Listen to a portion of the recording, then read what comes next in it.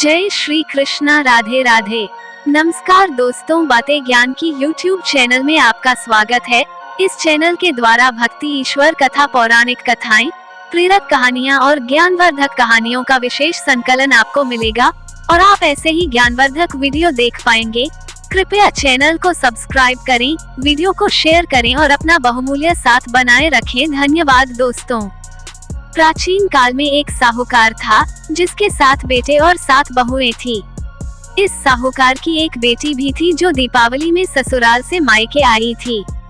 दीपावली पर घर को लीपने के लिए 7 बहुएं मिट्टी लाने जंगल में गई तो नंद भी उनके साथ चली गई। साहूकार की बेटी जहां मिट्टी काट रही थी, उस स्थान पर स्याहो शाही अपने 7 बेटों से साथ रहती थी।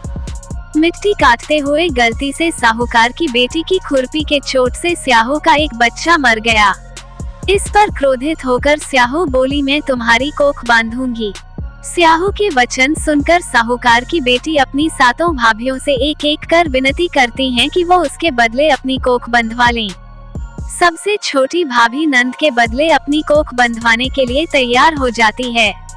इसके बाद छोटी भाभी के जो भी बच्चे होते हैं वे 7 दिन बाद मर जाते हैं।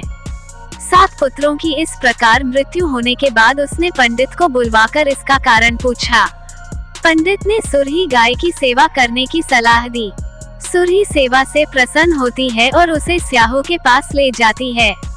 रास्ते में थक जाने पर दोनों आराम करने लगते हैं। अचानक साहूकार की छोटी बहू की नजर एक ओर जाती है। वह देखती है कि एक सांप गरुड़ पंखनी के बच्चे को डसने जा रहा है और वह सांप को मार देती है। इतने में गरुड़ पंखनी वहां आ जाती है और खून बिखरा हुआ देखकर उसे लगता है कि छोटी बहू ने उसके बच्चे को मार दिया है। इस पर वह छोटी बहू को चोंच मारना शुरू कर देती है। छोटी बहू इस पर कहती है कि उसने तो उसके बच्चे की जान बचाई है। गरुड़ पंखनी इस पर खुश होती है और सुरही सहित उन्हें स्याहो के पास पहुंचा देती है। वहां स्याहो छोटी बहू की सेवा से प्रसन्न होकर उसे 7 पुत्र और 7 बहू होने का आशीर्वाद देती है। स्याहो के आशीर्वाद से छोटी बहू का घर पुत्र और पुत्र वधुओं से हरा भरा हो जाता है।